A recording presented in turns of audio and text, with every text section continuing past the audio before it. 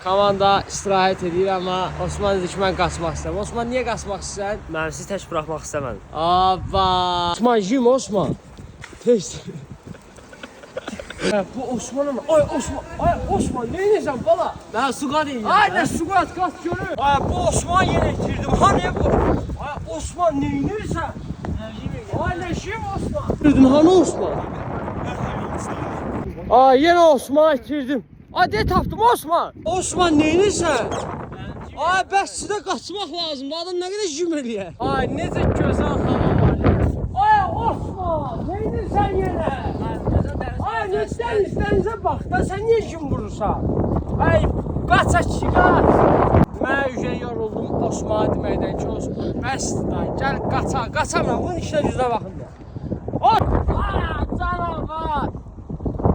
Osman ne varsan? Elə işte. Ay Firidun Osman ben yeni itirdim hani? Ay buna bak burada. Ay Osman neymişsən bana qaçanda səni axtaram qaçmaq lazımdır.